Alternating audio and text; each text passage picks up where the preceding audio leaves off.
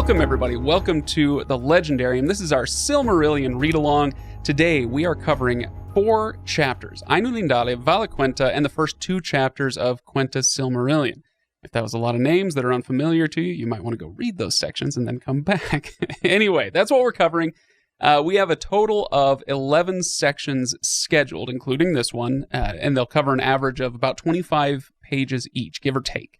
Now, the purpose of this read-along, I want to make sure that we're very clear at the very beginning of the first episode. The purpose of this read-along is not to turn anybody into a Tolkien scholar. We're not doing necessarily what you would call a deep dive, more just a kind of a close reading, I suppose, would be a fair way to put it. So the purpose of this is to have some fun with a notoriously difficult book. So if you are an experienced Silmarillion reader, hopefully it's fun for you to kind of read along with us. Kyle, this is his first time. We'll get to him in just a moment. But if if you're a newcomer to the book, then the purpose for you is to just kind of give you a book club to go along with. So every time we finish a section, you can finish a section and listen into these episodes. So I hope it works out well that way.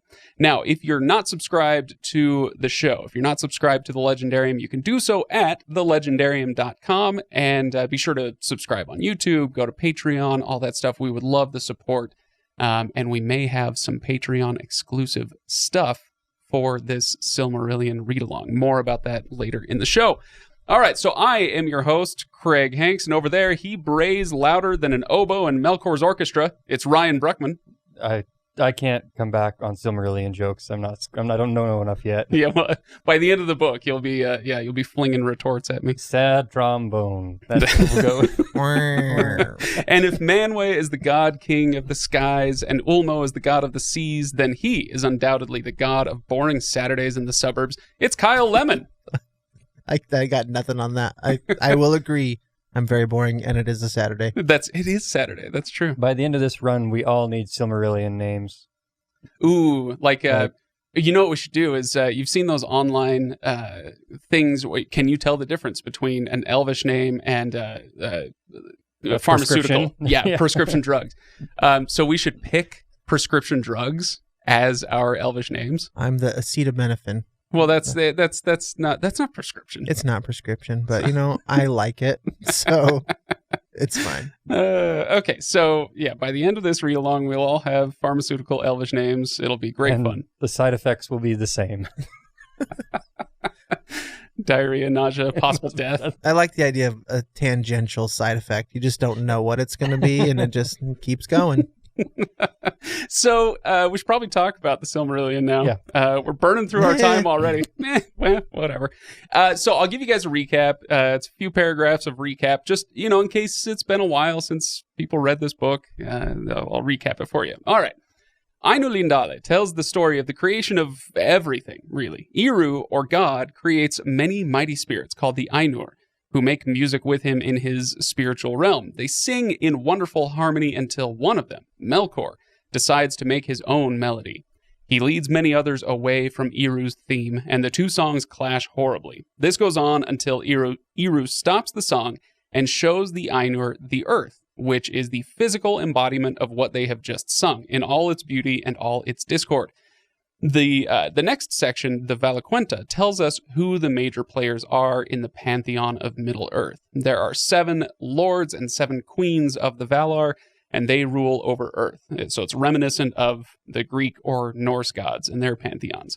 But Melkor is there too, of course, the selfish evil god from the previous section. Now, he's only one guy, but he is the most powerful of all of them, so he can cause a lot of trouble. Once we get into the Silmarillion proper, we see the earth being created and fought over by the good and bad gods. Much of the fighting in the beginning is over light, literally light. So the massive lamps are raised in the north and south, and Melkor destroys them. So the gods create 2 magical trees to light the world, and Melkor... we're going to get to that in due course. That'll be in the next section, I think. So anyway, this section ends with the abbreviated creation of the dwarves and the war of wills between the god of building and crafting and the goddess of nature. I totally get symbolism, you guys. So anyway, that's our recap. That's where we're at. before we get to anything else, I will mention we have a ton, and I mean a ton of Discord comments and questions. We're not going to get to all of those, but I will get to many of them a little bit later in this episode. For now, we're going to kind of just give our impressions and have our conversation. We'll get to the Discord stuff in due course, and then probably do a little extra on Patreon for Discord, for the Discord questions we don't get to. So let me kick it to you guys now after that recap. Kyle, you are our first time Silmarillion reader. Now, Ryan, you haven't read it cover to cover. No. But you and I have dipped into it in the past. Yes. These are familiar. I recognized these ones. So right. Actually, you know what? I was going to go to Kyle first, but Ryan, I am going to go to you first because my question for you is, because this is your second read through of this beginning section, did it make more sense to you? Was it more digestible this time through than it was the first time? No. No, but that's not saying that it did. It's that because you did okay the first time. First time it wasn't so unbearable that I didn't understand it the first time. I guess maybe having a better understanding of how the language styling is going to be makes it a little more manageable on a second read through. But I don't think this time anything like blew my mind where I went, oh my gosh, this is so, I get this now. It's so much better. It was still, it still very much had the feel the first time that I read through it. Yeah. Okay. So Kyle, how did it go for you? You're brand new to the Silmarillion. You've never cracked it before now, as far as I know, right? No, I mean, I've had adjacent conversations and you've mentioned things in the past and made references. So like, and obviously we used to sit together at work, so I would torture him. Basically. No, I mean, and I'm familiar with the Lord of the Rings and the lore and all of that stuff. So it didn't feel unfamiliar from, I mean, I don't know. Let me start over. For me, it was accessible, but not easily accessible. Okay. So the way that I felt as I'm reading it is there's enough going on conceptually as you're building out who's the main creator god, Iluvatar, and he's already got two names basically in the first paragraph, and so I'm trying to sort out in my brain what are the tiers of things that are going on, who's what, who are the major players, what, for lack of a better term, power levels do they have, what's the hierarchy here, right? What really stood out, though, is I really liked this whole idea around music and that there's not really anything that's tangible. And I mentioned this before we turned the mics on, and I'll mention this again. As a reader, it actually felt very much like what was happening on page, which is Iluvatar, your creator, is organizing everything and creating everything. And I'm in my mind trying to organize all of the things that are coming at me. So there's big ideas and big concepts, which are, I don't want to say super difficult to organize, but you have to think through and get them kind of listed out. On top of that, which made it more difficult for me was not the language, but the names. The names are incredibly unfamiliar. And like I said, you're getting, the main creator is getting two names almost like pretty quickly, and organizing that. Not pretty quickly. Very quickly. Yeah. I'm going to interrupt you and just, I wanted to pull up the very first line of the entire book. You open it up, it's Ainulindalë, and the first line is, there was Eru, the one, who in Arda is called Iluvatar. Right. And you're just like, what? You've got three names, not for the same thing, but you have three names and a title in the first phrase of the book. And so Arda, you're like, wait, who in Arda? What's Arda? Where's what is this? And then Eru, what? So is it Eru or is it Iluvatar? Which is again, there's a lot of big ideas, and it's just a matter of organizing it, and the combination of organizing all of these things, all of this chaos into something, on top of really unfamiliar naming conventions, because obviously he created all of this from nothing. So it's an interesting experience, because like I said, as the reader, I'm almost feeling very much like what he's telling me Iluvatar is doing, is Sure. organizing all the Yeah. things. But I found it really, really intriguing. And actually, if you this is going to be a shameless plug I'm ready. for the property, but I actually went to YouTube and watched your video, Craig, Oh, that's right, about a year ago that says if you're reading the Silmarillion for the first time, here's what you need to do.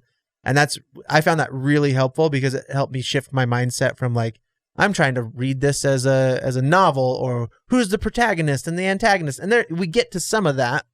But it's very much more presented as a history and not as a story necessarily. So if you're reading it from like, this is like you're reading a history book, it's much more accessible. Yeah, I think we should. I'll stop talking for a minute. That's okay. Actually, I was going to go off on something, but Ryan, it looked like you were itching to say something for a few minutes. Well, there's something that actually I've become a little more excited about this time because that same feeling of so much so quickly. You know the meme of it's Charlie Day pointing at like his board, the wall, there, like the conspiracy wall, the ball of yarn, and yeah. The first time reading this, you feel like the person looking at the wall, trying to make sense of this, but it's all connected. As soon as things start clicking a little bit more, and you're able to sort things, I can understand why subsequent reads. It becomes less about trying to figure out who these people are and more about the connections already there. And so then you shift to becoming Charlie Day, like, oh yeah, but Ulmo's over the water and he protects people when Melkor wins and when Melkor takes over for a while, he's still there bleeding, underneath I'm getting excited to maybe start shifting into the more Charlie Day side of things because I don't have to worry about trying to remember, because I actually was able to, the further I read into Quenta Silmarillion and some of these other ones, it was, I spent less time having to go back and say, which one is this? Because I knew who Manwë was. I knew who Ulmo was over the water. That is a big benefit, I think, and I am 1000% in the, which is this guy? Who am I? What am I doing? Okay, so let's talk a little bit about reading the Silmarillion for the first time and what kind of experience that is. I know we got a question in Discord about what your experience was. Lady Sweden actually asked, why do you, mostly directed to Ryan and Kyle, why do you think people bounce off the Silmarillion or don't get into it? Is it in part this beginning? Is it the repetitive nature of it? And I think for you guys, what you're saying is, yeah, the names are a lot. And I fully agree with that. As somebody who has read the Silmarillion, I don't know how many, I shouldn't say how many dozens of times, maybe 24 times.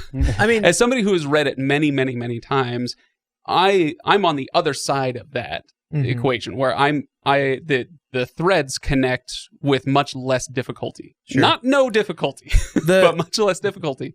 But anyway, no, I want to go back to what you were saying, Kyle, about that video. We have a very small YouTube channel. Like and subscribe. We have a small YouTube channel, and that is far and away our most popular video on there is me explaining how to read the Silmarillion for the first time. Apparently, people search this out. People want to know the answer to this question. And I won't rehash the entire video, but yeah, the gist of it comes down to you have to switch your mindset from I'm reading a novel to I'm reading a history. So anybody who's ever read a textbook or a history knows that it's not the same thing. And then the other thing I would say is, yes, there are a lot of names. Yes, there's a lot of like weird pronunciation and language issues. Just let it wash over you. Don't worry about it. You don't have to understand everything perfectly the first time. So if somebody is listening to this and they read through this section for the first time and they're going, oh my gosh, there's just so much. There's so much to remember. I can't. You're right. You can't. And you don't need to. Mm-mm. It's okay. The history is going to continue. It's going to use a lot of this as kind of the seasoning or the background or the flavoring of what you're going to read going forward. You're going to get a lot more names thrown at you and leave a lot of these ones behind. Just let it wash over you. And this is why the first time I read it, in fact, I'm reading I've got the first copy that I ever got on February 14th, 2004. This was my mom's Valentine's Day present to me when I was 17. So I didn't have a Valentine. Tolkien was my Valentine. Thanks, Mom. Anyway, when I read it the first time, it took me like 3 months to read this book, and I was working hard at it. And I got to the end, and I thought, I have no idea what I just read. I don't understand how all these things connect. I finished it. I got to the end, and immediately went back to page 1 and read the whole thing over again. And it took me a few weeks to read it the second time, but it made so much more sense than the first time. Anyway, and that's why. Because I think I was maybe trying a little too hard my first time through to figure out who is connected to what, and this and that name, and I don't know. Okay, Ryan, what do you got? Well, I shift the question just a little bit, because I think for people who come to the Silmarillion for the first time, maybe off of Lord of the Rings or off of recommendation or whatever, the question, you answer the question, how do I read this? Shifting the mindset. The next question for me is, if I'm going to read a textbook, I will never go buy a textbook to read a textbook for enjoyment. So why would I want to read a history like this? So what is it about the Silmarillion that makes it worth reading through as a history versus the enjoyment that you get from a lot of novel setups? Oh man. Do you want my answer? Is this a rhetorical question or a real question? This is a real question, because I have my own thoughts, basically, of, because it'll give you depth and understanding and things to the world that's been created, and help you understand, this whole concept of how to create a larger world. I think that's the way that I'm approaching this right now. But I don't know why would I want to read the Silmarillion? Right. There are many, many reasons, and I'm only going to give one. I think that's a perfectly good one. If you love the Lord of the Rings, you love the story that Tolkien created, and you want to understand the backdrop that it's written against, great. Read the Silmarillion. You'll get more in-world knowledge. But for me, that's not necessarily the primary reason to read it. Okay, fine. It might be. There are many reasons to read it. Like I said, the one I'll bring up is, and I think I got into this in that video as well, maybe a little bit, and that's the idea of applicability. So anybody who's more than passingly familiar with Tolkien is familiar with that quote where he says, "I cordially dislike allegory and always have done so ever since I was old and wary enough to detect its presence. I much prefer history, true or feigned, with its varied applicability." I know I'm mildly butchering the quote, but this is all off the top of my head. Anyway, so he says, I prefer history, true or feigned, to allegory. And I think what he's getting at is when you read a story, when you read a story where an author has something to say, the example I used was Jekyll and Hyde. Mm-hmm. Great book, it's a great concept, but it's very, very narrow. Mm-hmm. Here is a lesson that you will learn. Whatever that lesson is, pick your story. I don't care what it is. They all kind of do this, and we treat stories allegorically often. But with history, it's more widely applicable. And so if you read the Silmarillion, it might be more pleasurable because of just the aesthetic. It's like, it's more pleasurable to read the Silmarillion than, the rise and fall of the Roman Empire. Or whatever other history you might get into. Maybe it's just more aesthetically pleasing for you to get into Middle-earth. Fine. You're still going to get this broad collection of many stories, many ideas. The author isn't coming at you saying, I have something to teach you. The author's coming at it with, I have all these stories I want to tell. Do with them what you will. Mm-hmm. See in them what you will. Take from them what you will. Versus you read Robert Louis Stevenson. Was it Stevenson who wrote Jekyll and Hyde? Yep. You read him and it's like, no, if you don't come away from Dr. Jekyll and Mr. Hyde having learned lesson X, you didn't get what he was throwing out at you. Does that make sense? Yeah. Mm-hmm. So for me, I think it's more widely applicable to a wider audience than many stories, like straightforward novels or stories or whatever. Does that make any sense? Yeah. Sure. Yeah. And I would add to kind of answer Ryan's question about why would I read this, is I think that not that it needs it, but it lends even more gravitas and scope to the in-world stuff that we see when you get into Lord of the Rings or The Hobbit, like the Frodo's quest to destroy the ring.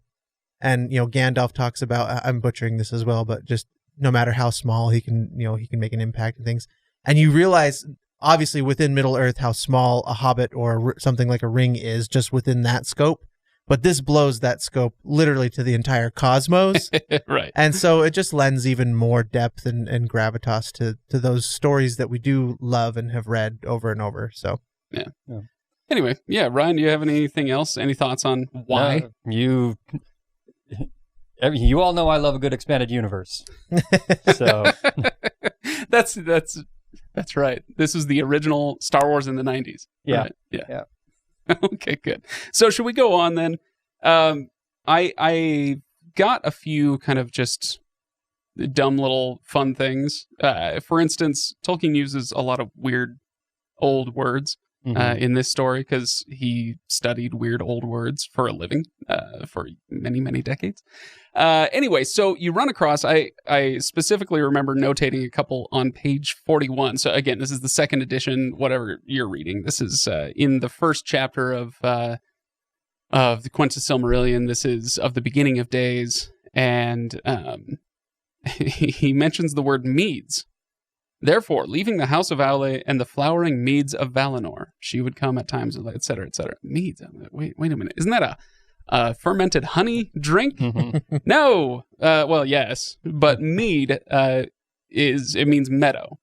Okay. And this comes from the Middle English med, or from the Old English mad. So yeah, meadow. I don't know when it acquired the O part of it at the end of it, but yeah, apparently it's just a med.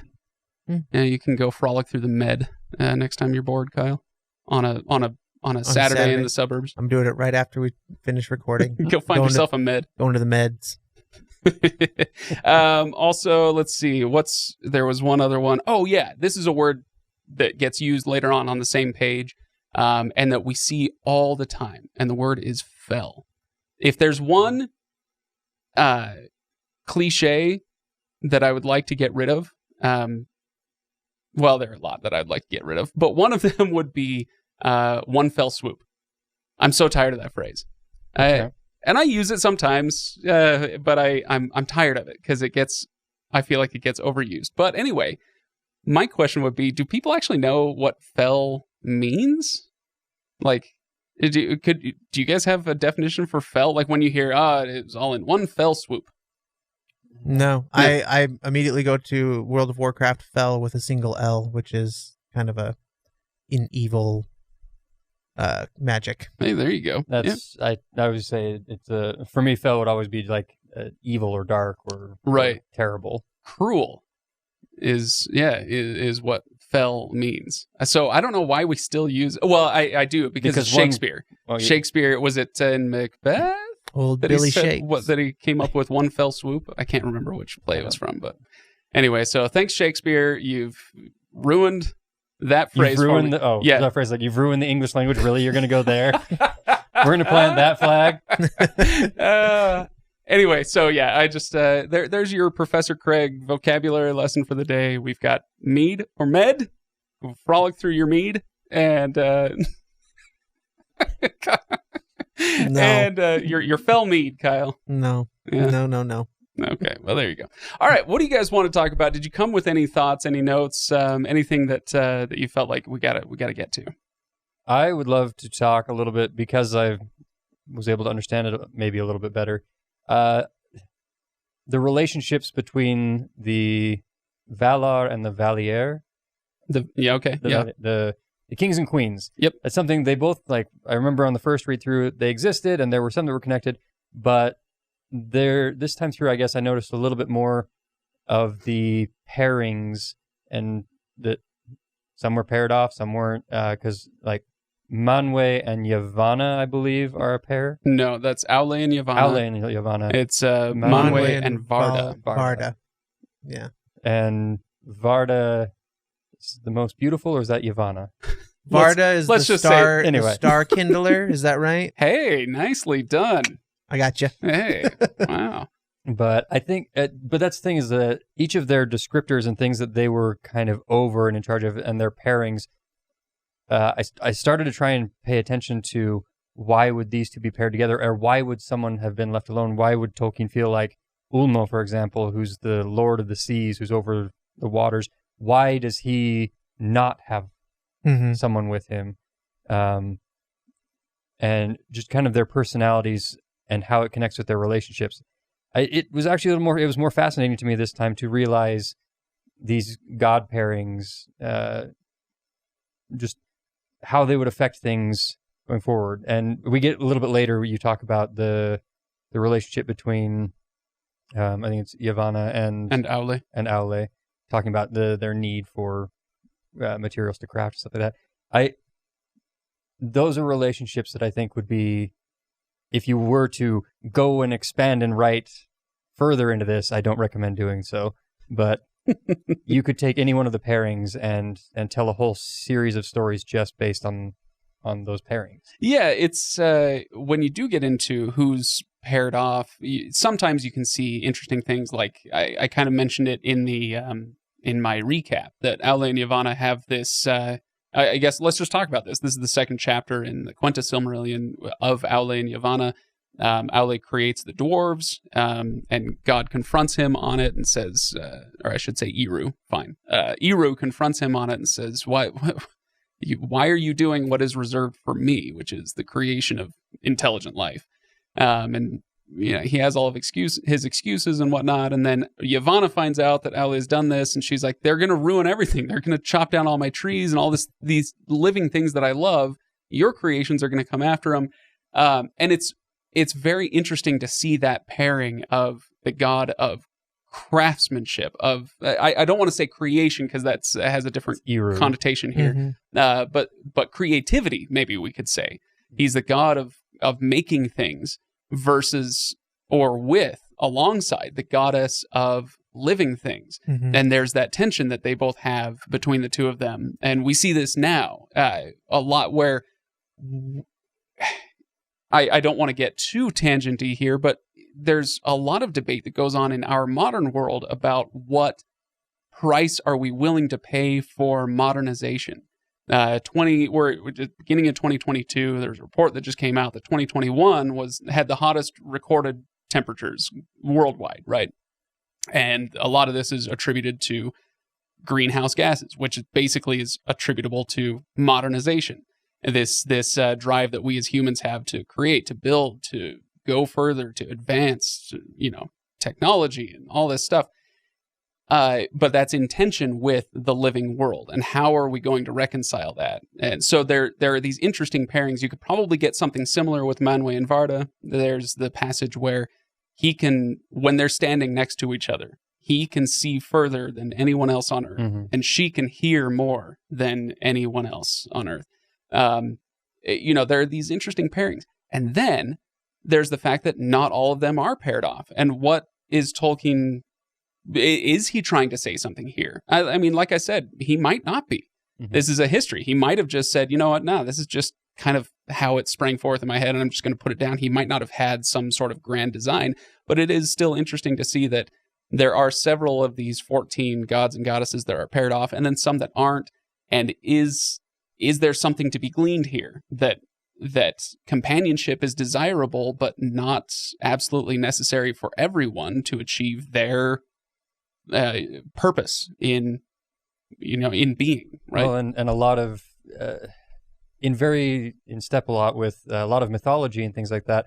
These relationships are used to explain natural phenomena. I don't remember who it is, but there's someone who bothers Ulmo, and it causes the seas to be tumultuous and difficult and things like that. As one of his lieutenants, yeah. Yeah, who does that, where it's the relationships between are things that we nowadays just go and say, oh yeah, that's caused by X, Y, and Z. Science has cleared out there's no gods doing this.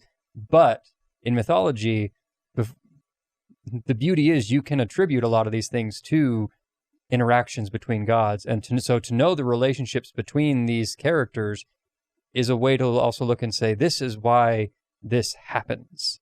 And I like that side of a fantasy realm. Yeah. And there were a few questions about whether this is internally within Middle-earth, is this a history or is this a mythology? Is this literal or is it metaphorical? And that's a question I think we're going to get to maybe as we go. I don't know if I want to answer that now, but that's, as you're talking, Ryan, that reminded me. That's something that we should probably keep an eye on as we're thinking about this book.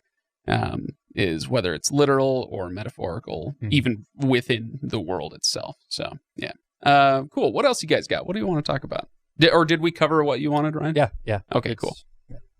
Kyle, what do you got for me? I mean, I'm mostly still wrapping my mind around these tiers and levels and how they relate down. Because, like, you've got your gods and, like, explain to me the Valar. That's the gods, right? Yes. The tier of gods we're talking about. Yeah, okay. So think of it as, like, 4 or 5 tiers. Right. At the top, we have Eru. He's the one. Iluvatar. He's God. Iluvatar, yeah. CEO of Middle-earth.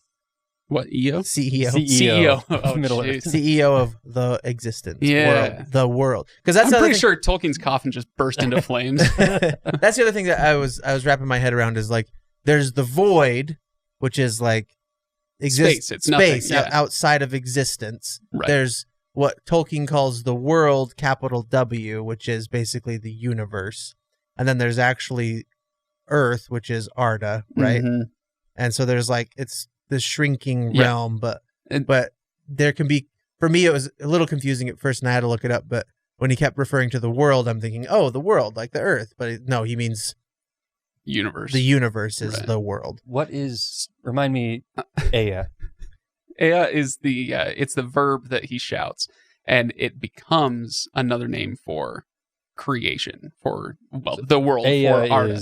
Ea is creation. The world. So what he's talking about, the world could also be Ea. Is that accurate? Yes. Yeah, okay. That's fine. Okay. I'm sure there's some subtle distinction that we could get into, but again, like I said at the beginning, we're not making scholars out of anybody. This is let's just get through. So there's this. There's kind of the tiers of the cosmos. Okay. First, so there's the void, there's the world or the universe, and then there's Arda, which is Earth or Middle Earth or whatever. Right. You're right. But let's get back to the order of beings. And then beings. Right. Yes. So we have Eru, Iluvatar, the one. He's up top.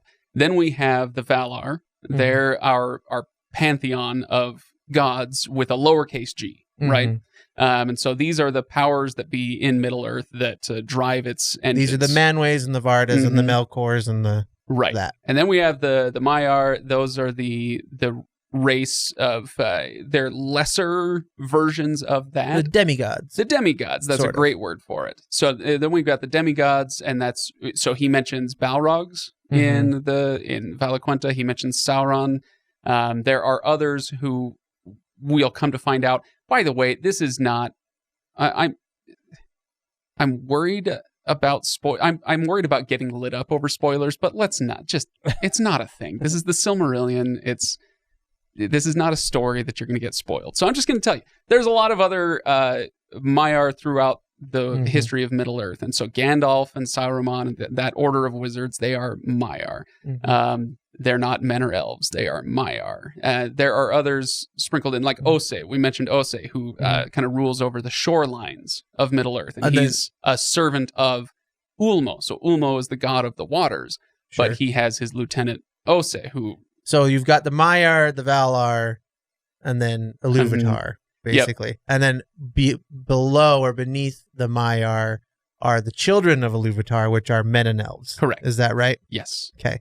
Yep. It's coming together. Yeah, you're getting it. Yeah, and then you could go on down from there. Sure. The dwarves are an interesting case. Where do we put them? It's tough to say. And maybe we can talk about that. And then you get to flora and fauna and all that stuff. Maiar with the lowercase m. What's that? They're the Maiar with the lowercase m. There you go. There you go. So, does that... Perfect. No, I think that wraps my head around. That's what I was getting, sort of, but I wanted to make sure we had that like clear hierarchy structure. And also for any listener that is also in my same boat who kind of doesn't know what's going on. Yeah. And and I'll also say that is the important thing to grasp is that there's a hierarchy of powers in the world or beings in the world. What's not important is what I did on this read through where holding up my copy, I actually charted out each of the Valar and the Valier and each of the names that they all have, which ones are connected. You do not have to do this. It is not important. Like there are some... But it could be fun. There are some that kind of come into play a little bit, like Nienna comes into play a little bit, but like Nessa and Vanna, you don't like Irmo, who's also known as Lorien. Like they don't really play much throughout the rest of the book. You don't need to know all these names. You know the major players. You know that there's somebody named Manwe, and that he's kind of like God's lieutenant on Earth. Okay, great, got it, done. You don't need to know all of his different names. You don't need to know each of the 14 in order to understand the rest of the story. Correct. But understanding the hierarchy, I think, is good. I'd say maybe with the exception, you should probably know Melkor. Sure. Morgoth. Yeah.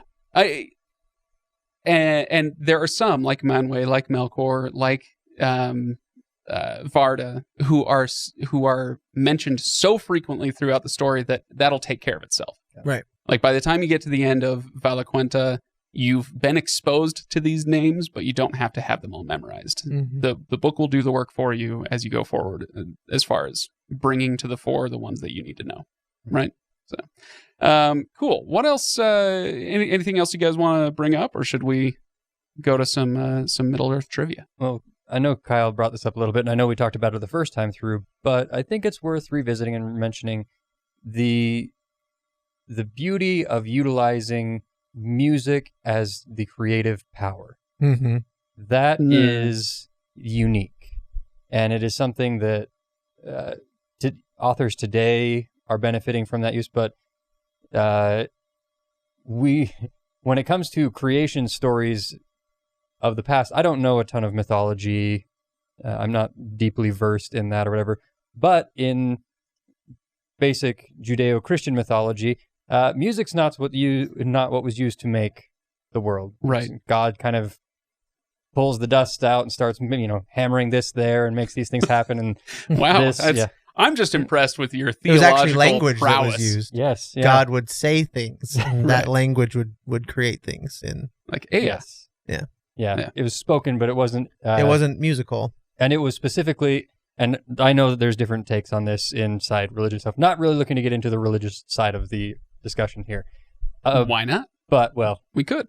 Go on. But the fact is that he was the conductor of the music, basically, and had the Valar each singing their piece and organizing that. And even when one went off, when Melkor goes off and decides to beatbox in the middle of all this, he makes the beat work, and he says, it doesn't matter what you do, it is all part of my plan. Oh, man. Which is now we're getting into two different things. We've got the creation from music. Start with the music, and then we come back to the Eru being like, no, this is all part of my plan. I'll make it work. Yeah.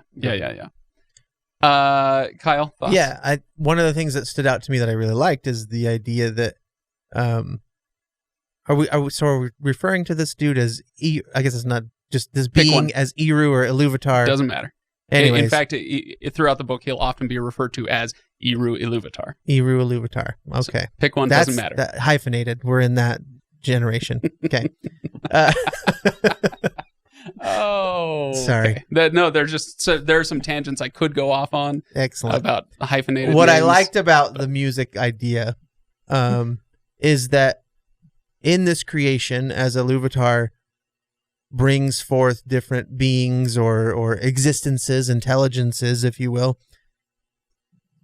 one of the things that is stated as important is that they're allowed to basically be and play whatever instrument or sound or whoever they are. Right. And it doesn't matter. Like, that was like the free will idea is there. So like, create this, play your music, and then to Ryan's point, no matter what that music is, we'll weave it back into the overall orchestra. And that might mean that we spin this off into I think there's 2 or 3 times when Melkor is trying to like do something else and he spins it off into something else. And to Ryan's point says, no matter what you do, anything that you create was first created by me, essentially. Like, so all of your creations are essentially my creations. So you're not going to have your own creations in that way. And that is that's what's driving Melkor right now, right? He wants to be essentially the be all end all creator of everything, right, and have all the glory. Okay, so lots to dig into with this. And You're welcome. And I have notes. I have notes that I took on both of those topics. So let's start with the music, the idea of music as creation. like you said, Ryan, this is fresh. It's interesting. It's not something that you come across really, except for here. I mean, somebody is welcome to email us with corrections and all that. We'll talk about that in the next episode. If there are corrections, that's great. But yeah, as far as I know, this is pretty original stuff. But I aesthetically, it's delightful, and it doesn't have to have any more reason than that. Oftentimes, beauty is its own purpose and reward in Tolkien. And I think that's part of his Catholic upbringing, and we can talk more about that.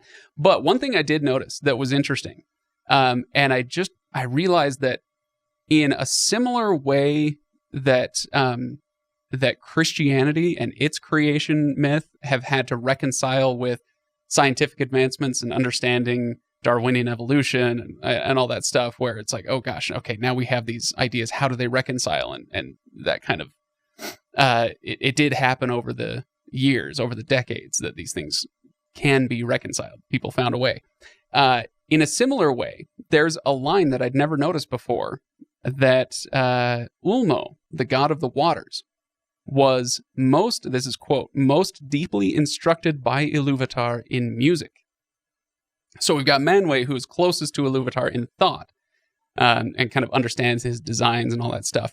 But Ulmo is the most instructed in music. And music, as we know now, is Iru's way of creating. Mm-hmm. And now we've got a situation where it's like, where did all of life on the planet originate? Seas. Water. Yeah. Mm-hmm. It came from the water. Isn't it? Oh gosh, I just thought it kind of blew my mind when I saw that this time, where it's like, this is a way for, in world, for men and elves and whatnot to reconcile biological and scientific understanding with their mythology. That the music is contained within water. Whether it's the crashing of the waves on the sea, or the falling of rain, or the cracking of ice, or whatever, there's music in water, and there's creation in water. I thought that was pretty cool stuff. Ryan, you look pensive. I was just thinking also, recollecting the number of times that there is stated something about hearing the voice of Ulmo, that some people would hear it and never, they could never unhear it type thing, or they would never want to leave the seas because of this. And being that he would be the god most connected to the power of creation music, people have hearing that call. I know the easy, short, low-hanging fruit is that it's the call of the sea, and when you hear it, you become the sailor, and you're going to go. You're good. Yeah, I'm bringing really the deep stuff here. Yeah, there's a line where the sky meets the sea, and it calls me. Yep. Yeah. Craig is he's done actually, if there's one Disney movie that I'm happy for you guys to make references to, it's Moana. Okay. It's majestic. Perfect. Okay, go. Moanwë. It's what I'm here for. Okay. That's true. That is literally true. Sorry, go on, Ryan. No, that thought have hit its end, and I'm not taking it any further. We're good. Should we move on to another one? Yeah. Yes. Let's, okay. Unless you want to go into the doctrine of free will. I do. That's actually the next thing I want to talk about. Because that was the other thing you guys mentioned. Not Manwë. Iru says no matter what you do, everything you do, every piece of discord that you sow, everything has its uttermost source in me. Mm-hmm. And so you can't effectively rebel. So stop it. And of course he doesn't stop it, right? But first of all, it's kind of interesting in something that we can recognize in our own lives, whether it's our own lives or the lives around us, where you have somebody who, let me just put it this way.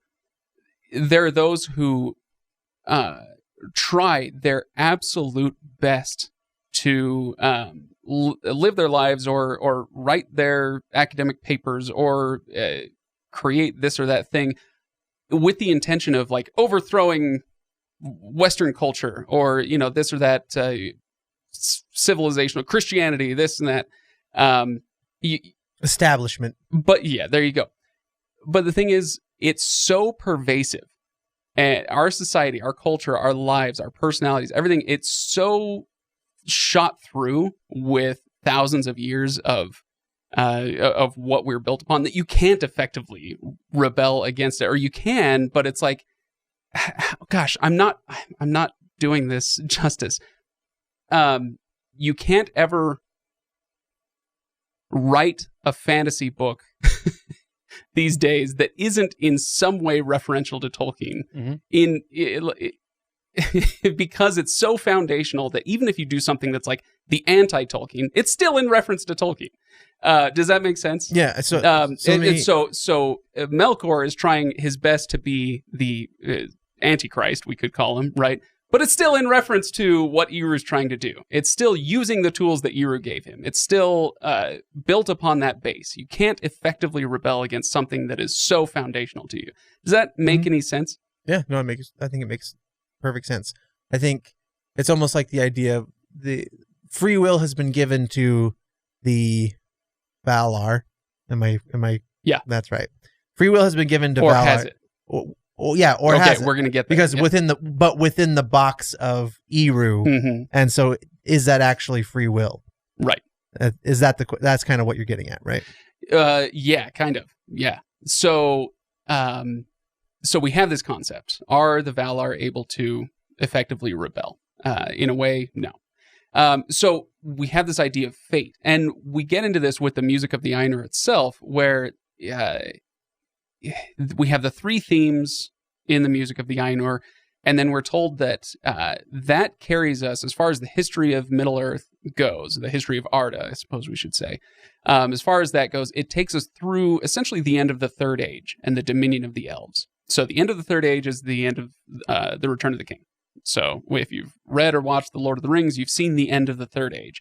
And that's as far as the music of the Ainur takes us. And then after that, once we get into the Fourth Age, that's when we have the dominion of men instead of elves. Up to this point, up to the end of the Third Age, fate is a thing because everything was sung about. Now, that doesn't mean all the Valar knew what they were. There are still things for them to understand from the themes that they were singing. So it's not like they know everything, but everything was laid out. But then they got done with the end of the third theme, but history continues into the Fourth Age, right? So I've got a passage to read for you guys. This is from the first chapter of Quenta Silmarillion of the Beginning of Days. There's a passage here where we're talking about the creation of elves and the creation of men, and this is still to come later on in the story. And Eru is talking to the Valar, and he says, I gotta get the right quote.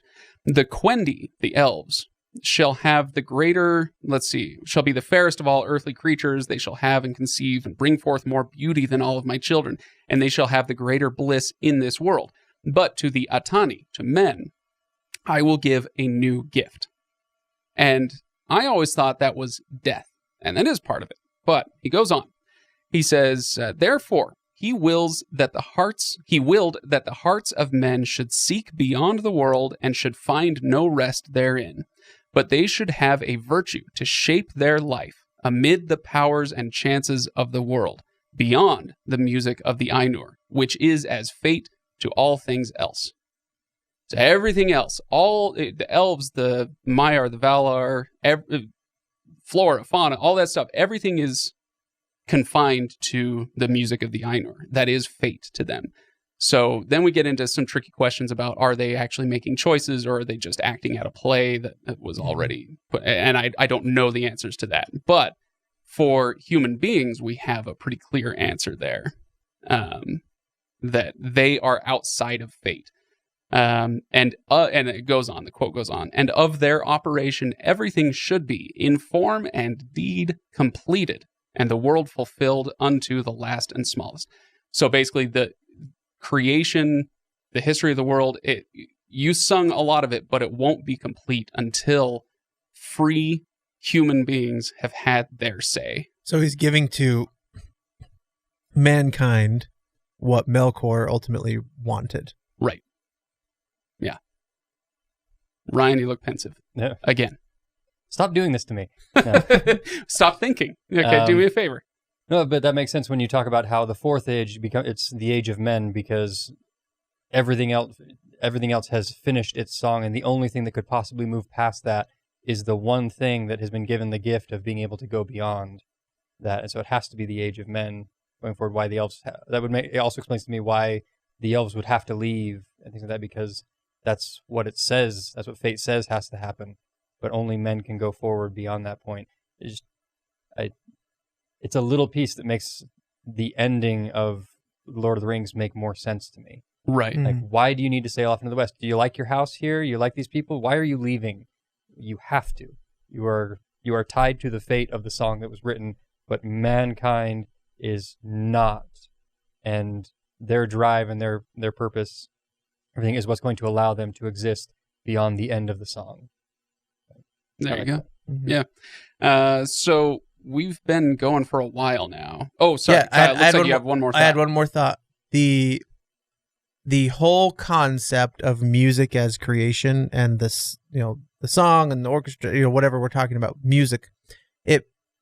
We talked about when we read Lord of the Rings how a lot of people hate the songs. They skip the songs. They don't want to do that. Right. But it gives you a new appreciation of the songs in like, maybe I can't think of one specifically, but just the presence of music and song within those stories, because it's this deep-seated creative force within the world that they live, that music is part of it. And so, of course, culturally, music is going to be a huge part. So you think throughout Lord of the Rings that the elves singing, and as when they're singing their lament of Gandalf and things like this, like these exist even in today's world. Like, music is a huge thing, but in this universe, music is literally the foundation of all things. And so maybe those songs are worth not skipping. Which is so interesting to me, because as far as I know, Tolkien wasn't a musician. I'm open to correction on that, but I don't remember ever reading anything where he was a vocalist or an instrumentalist of any kind. So I think he played electric guitar. No doubt. The professor is sitting out back there with some bagpipes. No one likes this music, but I'm going to write about it anyway. So yeah, it's interesting that he chose music, but I know I've related this story before, but I should also preface this by saying, je suis not Catholic. I am not a Catholic person, and so I come at this comment with limited understanding, but some understanding, because he was very Catholic, and so he would have spent his life around some really gorgeous music. And I say this because of an experience. I've had a few experiences like this, but one of them jumps out in particular when my wife and I were visiting Sacré-Cœur in Paris. We went into this basilica, and we were walking through. We decided to take a break. We sat down on the pews, and the choir comes in and starts singing. Apparently, they do this every hour or two. They just come in and start singing a few hymns. It was the most gorgeous thing. One of the most gorgeous things I've ever experienced in my entire life, sitting in this amazing building with the gorgeous stained glass and the decorations and all this stuff, that I hadn't been steeped in this as a kid because I wasn't Catholic.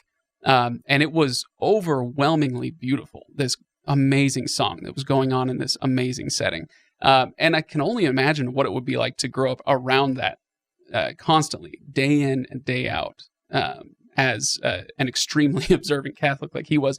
I wonder if that played into it, where he heard gorgeous music all the time. That had to have had a deep effect on him, even if he wasn't a musician. And possibly it goes into something else. I don't know where else music played a role in his life, but that's the closest connection I could come to. Yeah, I like that. And it reminds me of how we've talked previously about the concept of the wind, and we talked this in our Wheel of Time episodes, but that it's not something tangible, but it's something that you can feel, and that, and I think music is very similar. And I think it very adeptly describes the way, like when he's talking about the creation and the feelings, and that there weren't actual tangible beings, that they weren't formed into things, but it's very clearly there. There's emotion, there's beauty, there's discord, there's harmony, there's, like the concept of it, I think really well aligns with the idea of creation, because you can feel and hear and sense all of these things, even if it's not a tangible thing yet. So cool. Well, should we get some Discord comments in here? Speaking of Discord. Yeah, there you go.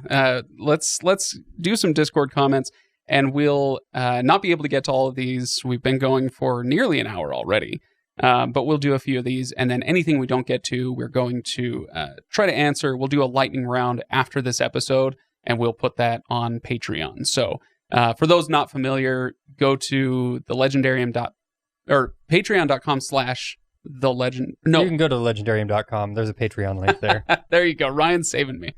Go to thelegendarium.com and click on Patreon. I remembered. It's patreon.com/legendarium, not the. Anyway, we haven't done a lot of Patreon exclusive stuff, but I think there's going to be a ton of Silmarillion material, and that'll be a good place to put it. So you can join there for $1 an episode. It's really not, we don't ask for much. It's a tip jar kind of situation. But anyway, so let's get to a few of these comments. Let's see. We talked about Lady Sweden's. Okay. Oh gosh. So much for lightning round. The first one I saw was from Hurin Fan. Clearly, this is, well, you guys don't know yet. Ryan does. This is somebody who has definitely read the Silmarillion, if your name is Hurin Fan. If the dwarves are created by Aule, are they inherently lesser? Okay, racism in Middle-earth. Go! Okay. Whoa. Yeah, no, I'm just kidding. Yes, the answer is yes. Okay. Yeah. Is it? They were made by a lesser god who does not have the full powers of creation. They would be lesser in creation, but I would not. But you don't treat them that way. Hurin Fan. Gee. Right. Oh boy. Yeah. Okay. Backpedal, Ryan. But they're literally shorter than men, so lesser. Yes. There you go. Let's not even get into hobbits. The question though is, although Aule shaped them. And it says in the text that he had an imperfect understanding of what the children of Iluvatar would look like. So that's why the dwarves look different than elves and men do. So he shaped them, but Iluvatar gave them life. I rescind my answer and say that they are fully as good because it is Iluvatar who gave them life. Ass covered. Yes. Right. That's right. Please send your angry emails to Craig at thelegendariumpodcast.com. There you go. Oh, boy. You know, Ryan does have an email address, and that is Ryan... Craig at thelegendariumpodcast.com. Ryan's email just forwards to Craig's inbox. Feel free to send them to Ken at thelegendariumpodcast.com. There you go. Should we tell them it's with 2 N's, or should they just send it into the void? Okay, so...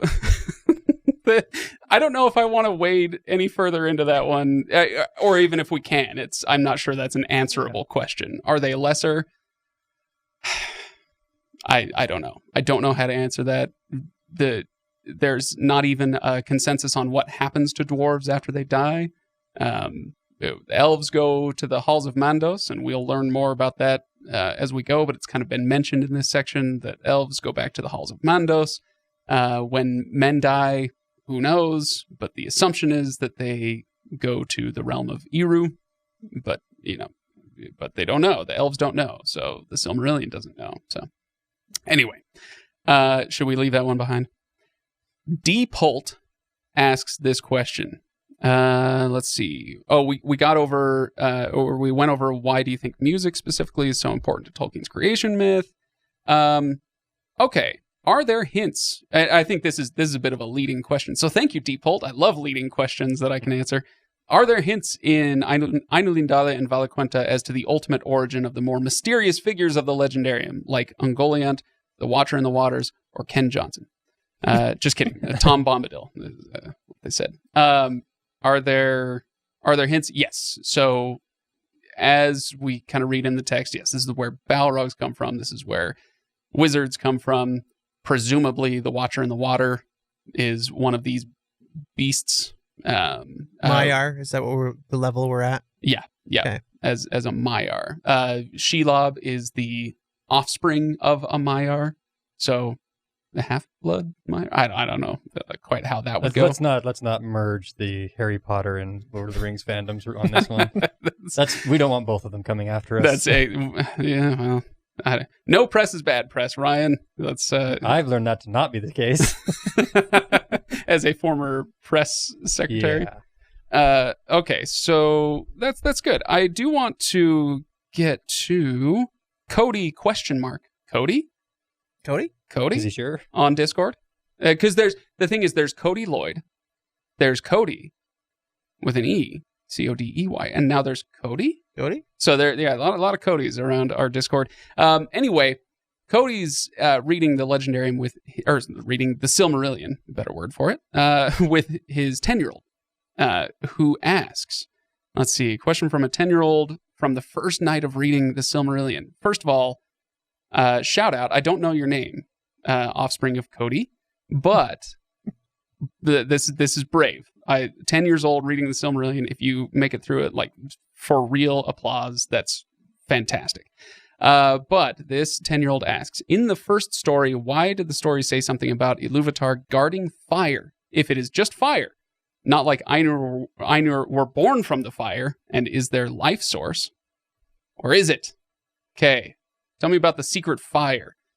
This is something that is mentioned in Ainulindalë. The secret is the secret fire different from the imperishable flame? Imperishable flame, yeah. Yeah, same thing. Okay. So, just for fun, you ever watch The Lord of the Rings? A time or two. Doesn't Gandalf yell something about the servant of the I'm a secret servant fire. of the secret fire. Yeah. Yeah, exactly. That's what he's talking about. Flame of Oldun is what he calls him, right? The flame of Udun. Yeah. Yeah. So anyway, when Gandalf says he's a servant of the secret fire, this is what he's talking about. The imperishable flame. Am I getting that right? Somebody will email me if I'm not. But anyway, yes. So I don't know quite how to explain this, but I'll try. The imperishable flame is the source of creation within Iluvatar. So he talks about it, and Melkor understands it like it's what Ryan is thinking about, like the taint. No. God passing gas, maybe? No, I was saying, so it's God's pilot light. Is that what we're going for? Is that what something like that, yeah. Okay. Sure. Wow. All right. Yeah. Yes. You're the one who cut to me. I covered my mouth. I tried not to draw it. You're the one who cut to me. It's because when I know when you make that face, something good is happening behind those eyes. Something is happening. So Melkor understands it as a physical flame, and he can go and capture it, and now I have the power of creation. But Iluvatar rebukes him and says, "You're an idiot. It's in me. I am the imperishable flame. I am it. Yeah. I have it. I am it. Whatever." And so, is it an actual, like, Moses' burning bush or something? Is this like an actual flame somewhere? No, it's not. It's the power of creation within Iluvatar. So interesting that it's a flame. And then the power of creation is also in water, as we have noted previously. So water, fire, creation, it's all the same. It's all a mess. It's all a mess. So, okay, hopefully that answers that question. So thank you, Cody's son, daughter. I actually don't know. But I hope you enjoy reading along, and I hope we get more questions from you. All right. Kiptan. Our old buddy Kiptan asks something that I'm going to throw toward Kyle as somebody who is writing books. Kiptan asks, do you think a creation story, or at least unpublished notes on one, is a requirement for excellent fantasy world building? Ooh, that is a great question, Kiptan. I believe that it was okay. It was an okay question. It's okay. I refuse to give him too much credit. 6.5. No, I don't know. I think that you, as a creator, need to know the backstory of where your characters or worlds come from. So, yes and no. I don't think you have to have fully published notes or an entire thought out world, a la the Silmarillion or things on the scale of, what Sanderson does. But I do think that you need to have thought about foundationally, where does your world and your characters, where do they come from? What are their motivations? What is the environment in which they live? So I think, yes, I think you should have an understanding of backstory for sure. Right. Yeah, it's kind of similar to the very, very fumbling, unfortunate thought that I was trying to share earlier about how foundational, say, Christianity is to, or I should say Judeo-Christianity, to Western culture. You can't, if you're writing a biography on any given figure in like our cultural history, you're not going to be able to do that effectively if you don't understand their upbringing with regards to religion. What the culture they grew up in was steeped in religiously, or or mythologically. You can't effectively understand an individual without understanding the mythology. And I think the same would probably be true, I think, of any character you're trying to write in a book or the world you're trying to build. And I have to know what it's built on. Yeah, and I think it's perfectly okay to borrow that. I think there are probably millions of published works out there that are just within our established world. If you're building you can build upon something that's already known. So Harry Potter comes to mind, where it's within our world, but there's also a wizarding world within that world. So there's already a solid foundation of many things that you can just kind of put your background and backstory onto. But yes, I think you absolutely have to have that understanding of where people and characters and cultures come from. Yeah. Ryan? I would say it depends on the scale and scope of the story you want to tell. It will always be a benefit. It is a best practice. If you plan on writing anything of a large enough scale, you definitely need to have that on there. If you're going to write a one-off novel about a single event happening, you may not need quite the same level of note-taking. Yeah, I think that's fair. Simple. That's fair. Cool. Well, you guys, we've been going for a little over an hour. We covered a few of these Discord comments. We'll cover a few more in just a moment. But there's a lot of stuff even from the text that we didn't quite get to. Rapid fire, I'll say, if you are reading these sections, pay close attention to the idea of unity. And what does unity mean in Tolkien? Because I think it's really important. Like, you watch or you read The Lord of the Rings and you get this sense of, Tolkien didn't value unity, because when you look at the bad guys, it's like, it's Sauron, that's it. I am it. I have one ring. I'm one guy. You all answer to me, and everybody will work toward my goals or whatever. And then you look at the Fellowship and you're like, oh, you have this diverse group of various races, and they eventually break off, and it's a messy coalition of all these different things, different peoples. And so it's kind of tempting to be like, well, Tolkien didn't value unity. He valued diversity of whatever. But as we read through Ainulindalë, especially, harmony, I think, is the key word in understanding what Tolkien valued vis-a-vis unity. Harmony. So you can be different. You don't all have to think the same way. You don't all have to live the same way. You don't all have to have the same goals and objectives and wants and desires. If you are in harmony, and that, then you get into the question of, okay, but harmony implies that you're all working towards some common objective, and what is that? And it gets tricky. I'm not saying it's not tricky, but pay attention to the concept of harmony. The other thing I'll note is that if you want to know how Tolkien felt about his own creation, his sub-creation, i.e. the Silmarillion that we're reading through right now, if you want to know how he felt about it, reread the chapter of Aule and Yavanna.